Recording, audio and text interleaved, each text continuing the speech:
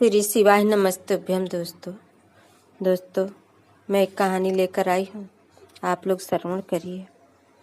आपके पास दो बड़ी भारी योग्यताएं हैं। एक योग्यता है हर्ष और दूसरी है विषाद, विरह, अग्नि।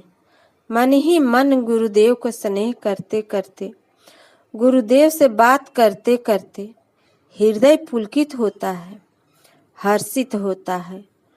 तो गुरु तत्व से जो प्रेरणा होती है उससे गजब का लाभ होता है। हमने तो गुरुदेव को स्नेह करते हुए बहुत कुछ पाया। हर्ष की सरिता बहाकर अपने कर्मों को और पाप ताप को, अज्ञान को बहा दूं, अथवा तो कभी कभी विरह की अग्नि जलाकर अपने जीव तत्वों को अथवा अपने संस्कारों को जल जाने दो। विरह अग्नि से भी आपके पुराने संस्कार जलते जाएंगे, सीखते जाएंगे। सीखते जाएंगे मतलब जैसे मूंगफली सेक दी, अब वह मूंगफली खा सकते हो, देख सकते हो, बेच सकते हो, किंतु उसको बो के उसकी परंपरा नहीं बढ़ा सकते। ऐसे ही आपके जो भी जन्म जन्मांतर के संस्कार है, वे अगर विरह अग्नि में सेक लिए जाए तो वे संस्कार फिर सत्य बुद्धि से आपके पास रहेंगे नहीं और दूसरे जन्मों का कारण नहीं बनेंगे। जैसे सेका हुआ अनाज नहीं उगता है, ऐसे ही विरह अग्नि में सेका हुआ चित्त, उसके अंदर पड़े हुए संस्कार जन्मों का कारण नहीं बन सकते हैं।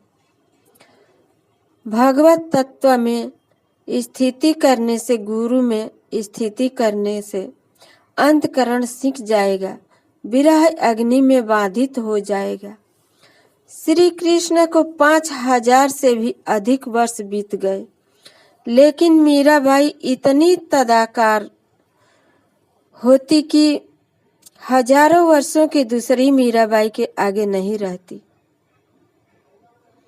मीराबाई के आगे तो श्री कृष्ण नाच रहे हैं, बंसी बजा रहे हैं, अभी भोजन कर रहे हैं, अर्जुन को गीता सुना रहे हैं।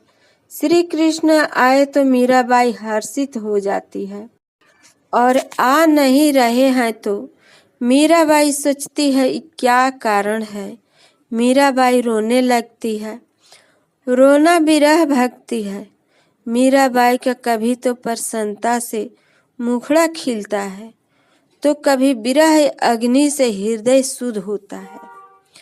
ईश्वर की स्थिति में, गुरु की स्थिति में अगर स्थिति हो गई है तो भगवान को, गुरुदेव को प्रेम करते करते, नहीं तो विरह अग्नि में अपने दोषों को जलाकर हृदय शुद्ध करो, हर्ष की सरिता बहाओ, यह शांत होकर वास्तविक तत्व में आओ।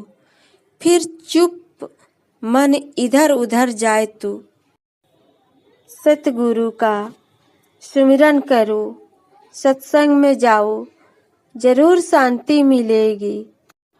जिस परमात्मा से सर्वभूतों की उत्पत्ति हुई है और जिससे यह सर्व जगत व्याप्त है, उस परमेश्वर को अपने स्वाभाविक कर्मों द्वारा पूज कर मनुष्य परम सिद्धि को प्राप्त होता है। अपने स्वाभाविक कर्म रूपी पुष्पों द्वारा सर्वव्यापक परमात्मा की पूजा करके कोई भी मनुष्य परम सिद्धि को प्राप्त हो सकता है। फिर भले ही वह कोई बड़ा मनुष्य, फिर भले ही वह कोई बड़ा सेठ हो या छोटा सा गरीब व्यक्ति। श्यामो नामक एक 13 वर्षीय लड़की की शादी हो गई। साल भर बाद उसके पति की मृत्यु हो गई और वह लड़की 14 वर्ष की छोटी सी उम्र में ही विधवा हो गई। श्यामो ने सोचा कि अपने जीवन को आलसी, प्रमादी या विलासी बनाना यह समझदारी नहीं है, अतः उसने दूसरी शादी न करके पवित्र जीवन जीने का निश्चय किया और उसके लिए अपने माता पिता को भी राजी कर लिया। उसके माता पिता महागरीब थे। श्यामो सुबह जल्दी उठकर 5 सेर आटा पीसती थी और उसमें से कुछ कमाई कर लेती थी। फिर नहा धोकर थोड़ा पाठ आदि करके पुनः सूत काटने बैठ जाती थी। किसी के घर रसोई बनानी होती तो वह रसोई बनाने चली जाती थी। इस प्रकार उसने अपने को कर्म में लगाए रखा और जो काम करती उसे बड़ी सावधानी एवं तत्परता से करती थी। ऐसा करने से उसे नींद भी बढ़िया आती थी और थोड़ी देर पूजा पाठ करती तो उसमें भी मन बड़े मजे से लग जाता था। ऐसा करते करते श्यामों ने देखा कि यहाँ से जो यात्री आते जाते हैं उन्हें बड़ी प्यास लगती थी। श्यामों ने आटा पीसकर, सूत काटकर, किसी के घर की रसोई करके अपना तो पेट पाला ही, साथ ही कर कसर करके जो धन एकत्रित किया था अपने पूरे जीवन की उस संपत्ति को लगा दिया पथिकों के लिए कुआं बनवाने में। मुंगेर भागलपुर रोड पर स्थित वही पक्का कुआं है जिसे पिस जहारी कुआं भी कहते हैं। आज भी श्यामों की कर्मठता से, त्याग, तपस्या और परोपकारिता की खबर दे रहा है। परिस्थितियां चाहे कैसी भी आए, किंतु इंसान उनसे हताश निराश ना हो एवं तत्परता पूर्वक शुभ कर्म करता रहे तो फिर उसके सेवा कार्य भी पूजा पाठ हो जाते हैं। जो भगवतीय सुख, भगवत संतोष, भगवत शांति भक्त या योगी के हृदय में भक्ति भाव या योग से आते हैं, वही भगवत तीर्थ सेवा करने वाले के हृदय में प्रकट होते हैं।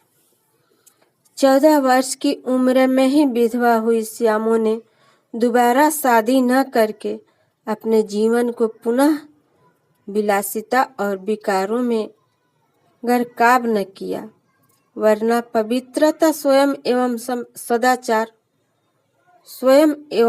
सदाचार का पालन करते हुए तत्परता से कर्म करती रही तो आज उसका पंच भौतिक शरीर भले ही धरती पर नहीं है, पर उसकी कर्मठता, परोपकारिता एवं त्याग की यशोगाथा तो आज भी गाई जा रही है। काश लड़ने झगड़ने और कलह करने वाले लोग उससे प्रेरणा पाए। घर, कुटुंब व समाज में सेवा और स्नेह की सरिता बहाए तो हमारा घर और भारत अधिक उन्नत होगा। गांव गांव को गुरुकुल बनाए, घर घर को गुरुकुल बनाए। श्री शिवाय नमस्तुभ्यम दोस्तों।